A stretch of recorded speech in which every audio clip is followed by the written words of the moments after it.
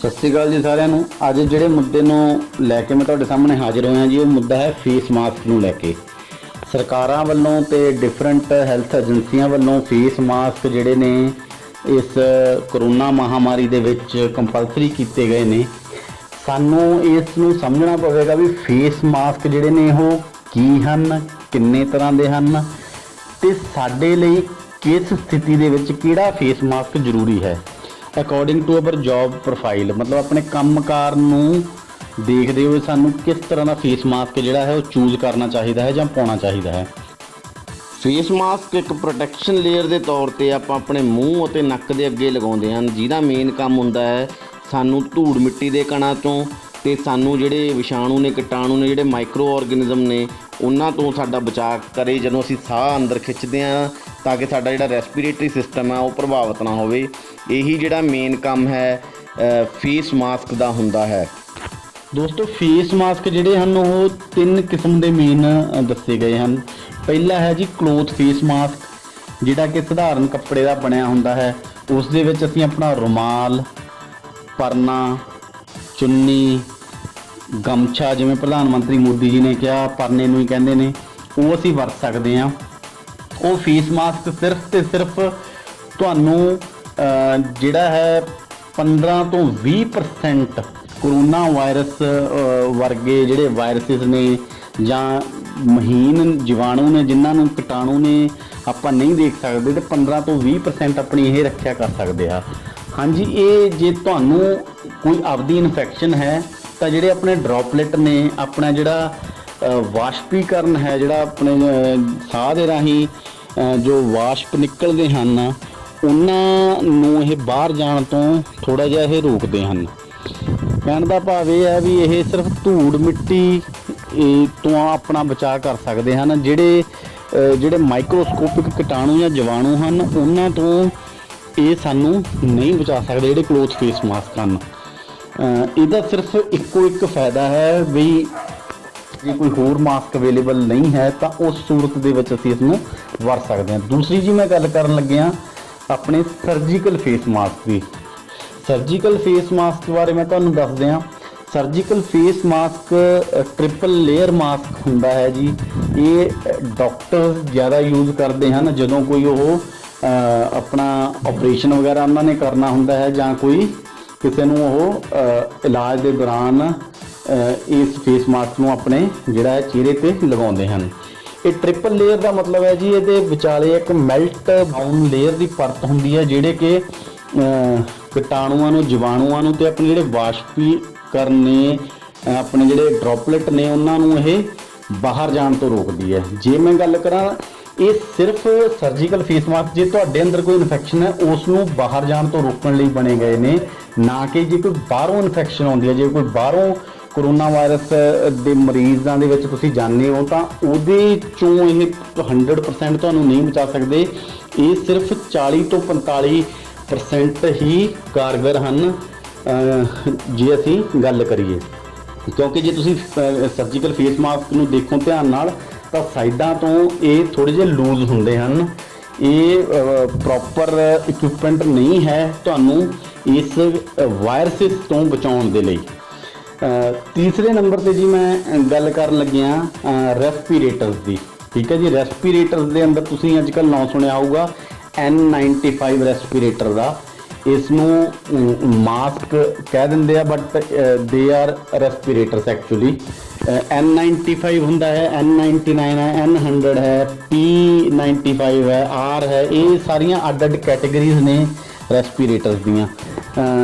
ਜੋ ਰਿਕਮੈਂਡਡ ਅੱਜ ਕੱਲ੍ਹ ਚੱਲ ਰਿਹਾ ਹੈ N95, ਉਹਦੇ ਬਾਰੇ ਮੈਂ ਥੋੜ੍ਹਾ ਜਿਹਾ ਤੁਹਾਨੂੰ ਦੱਸ ਦਿਆਂ।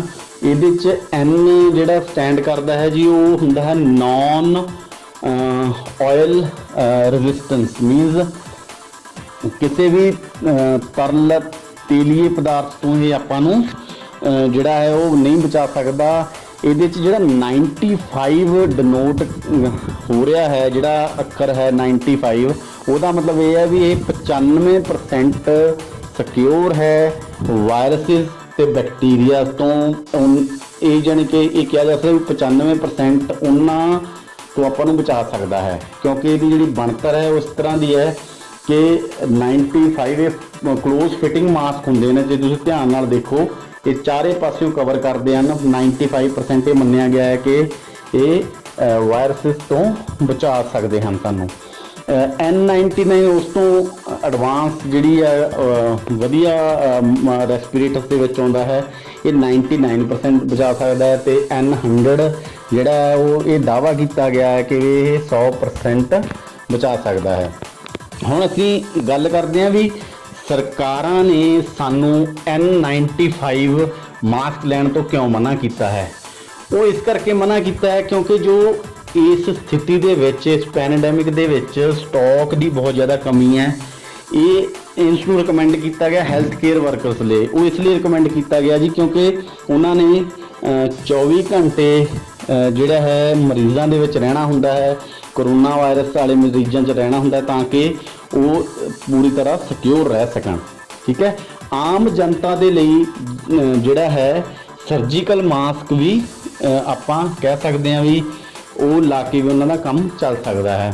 ਬਟ ਜੇ ਮੈਂ ਹੁਣ ਅੱਗੇ ਗੱਲ ਕਰਾਂ ਆਪਣੇ ਜੌਬ ਪ੍ਰੋਫੈਸ਼ਨ ਦੇ ਲਈ, ਜੇ ਅਸੀਂ ਗੱਲ ਕਰੀਏ ਜਿਹੜੇ ਬੰਦੇ ਭੀੜ ਭਾੜ ਵਾਲੇ ਜਗ੍ਹਾ ਦੇ ਵਿੱਚ, ਕਰਾਊਡੀ ਪਲੇਸ ਦੇ ਵਿੱਚ ਜਾਂਦੇ ਨੇ, ਜਿਵੇਂ ਅਸੀਂ ਕਹਿ ਦਈਏ ਵੀ ਮੰਡੀਆਂ 'ਚ ਜਾਂਦੇ ਨੇ, ਜਾਣਾ ਉਹਨਾਂ ਦੀ ਮਜਬੂਰੀ ਹੈ ਸਬਜ਼ੀ ਮੰਡੀ 'ਚ, ਜਾਂ ਹੋਰ ਜਿਹੜੇ ਹੈਲਥ ਕੇਅਰ ਵਰਕਰ ਨੇ ਉਹ ਜਿਹੜੇ ਇਸ ਪ੍ਰੋਫੈਸ਼ਨ ਦੇ ਵਿੱਚ ਟੇਕ ਕੇਅਰ ਕਰ ਰਹੇ ਆ, ਪੁਲਿਸ ਮੁਲਾਜ਼ਮ ਨੇ, ਪੈਰਾਮੈਡੀਕਲ ਸਟਾਫ ਹੈ, ਸਫਾਈ ਕਰਮਚਾਰੀ ਨੇ, ਠੀਕ ਹੈ, ਜਿਹੜੇ ਜਿਹਨੂੰ ਆਪਾਂ ਫਰੰਟ ਲਾਈਨ ਵਰਕਰ ਕਹਿ ਦਈਏ, ਉਹਨਾਂ ਲਈ ਇਹ ਬਹੁਤ ਜ਼ਿਆਦਾ ਜ਼ਰੂਰੀ ਹੈ ਕਿ ਉਹ N95 ਮਾਸਕ ਹੀ ਵਰਤਣ। ਉਸ N99 ਮਿਲਦਾ ਉਦੋਂ ਵਧੀਆ, N100 ਮਿਲਦਾ ਉਸ ਤੋਂ ਵਧੀਆ, ਕਿਉਂਕਿ ਉਹਨਾਂ ਦੀ ਪ੍ਰੋਟੈਕਸ਼ਨ ਬਹੁਤ ਜ਼ਰੂਰੀ ਹੈ। ਭੀੜ ਭਾੜ ਜਿੱਥੇ ਤੁਹਾਨੂੰ ਲੱਗਦਾ, ਜਿੱਥੇ ਸਾਨੂੰ ਪਤਾ ਹੀ ਨਹੀਂ ਵੀ ਕਿਹਨੂੰ ਕਰੋਨਾ ਵਾਇਰਸ ਹੈ ਕਿਹਨੂੰ ਨਹੀਂ ਹੈ, ਜੇ ਤੁਹਾਡੀ ਜੌਬ ਇਸ ਤਰ੍ਹਾਂ ਦੀ ਹੈ ਵੀ ਤੁਸੀਂ ਉਸ ਦੌਰਾਨ ਉੱਥੇ ਵਿਚਰ ਰਹੇ ਹੋ ਤਾਂ ਤੁਹਾਨੂੰ ਇਹ ਮਾਸਕ ਜਿਹੜੇ ਨੇ ਪਾਉਣੇ ਚਾਹੀਦੇ ਹਨ। ਹੋਰ ਕੋਈ ਮਾਸਕ ਨਹੀਂ, ਕੱਪੜੇ ਦੇ ਮਾਸਕ ਤੁਹਾਨੂੰ ਨਹੀਂ ਪਾਉਣੇ ਚਾਹੀਦੇ, ਨਾ ਹੀ ਸਰਜੀਕਲ ਮਾਸਕ ਪਾਉਣੇ। ਦੂਸਰੀ ਜੇ ਮੈਂ ਗੱਲ ਕਰਾਂ, ਜਿਹੜੇ ਜੌਬ ਕੈਟਾਗਰੀਜ਼, ਜਿਹੜੇ ਜਾਣੀ ਕਿ ਕੰਮ ਧੰਦੇ ਭੀੜ ਭਾੜ ਵਾਲੇ ਇਲਾਕੇ 'ਚ ਨਹੀਂ ਹਨ, ਉਹ ਘੱਟੋ ਘੱਟ ਹੋ ਸਕੇ ਤਾਂ ਸਰਜੀਕਲ ਮਾਸਕ ਪਾਉਣ, ਕਿਉਂਕਿ ਜਿਵੇਂ ਮੈਂ ਤੁਹਾਨੂੰ ਕਹਿ ਕੇ ਹਟਿਆ ਵੀ ਇਹ ਟ੍ਰਿਪਲ ਲੇਅਰ ਹਨ। ਮੈਲਟ ਬਰਾਊਨ ਜਿਹੜੀ ਇਹਦੇ 'ਚ ਪਰਤ ਪਾਈ ਜਾਂਦੀ ਹੈ ਉਹ ਕਾਫੀ ਹੱਦ ਤੱਕ ਸੇਫ ਰੱਖਦੀ ਹੈ। ਠੀਕ ਹੈ ਨਾ ਜੀ। ਤੇ ਜੇ ਉਸ ਤੋਂ ਥੱਲੇ ਗੱਲ ਕਰੀਏ ਤਾਂ ਕਲੋਥ ਮਾਸਕ ਦੀ ਗੱਲ ਜੇ ਆਪਾਂ ਕਰਦੇ ਹਾਂ, ਕੱਪੜੇ ਵਾਲੇ ਮਾਸਕ ਦੀ ਗੱਲ ਕਰਦੇ ਹਾਂ, ਤਾਂ ਉਹ ਨਾ ਸਰਦੇ ਨੂੰ ਸਾਨੂੰ ਪਾਉਣੇ ਚਾਹੀਦੇ ਹਨ। ਠੀਕ ਹੈ, ਤੇ ਨਹੀਂ ਤਾਂ ਕੋਸ਼ਿਸ਼ ਕਰੋ N95 ਉੱਤੇ, ਸਰਜੀਕਲ ਉਦੋਂ ਥੱਲੇ ਤੇ ਕਲੋਥ ਉਸ ਤੋਂ ਥੱਲੇ।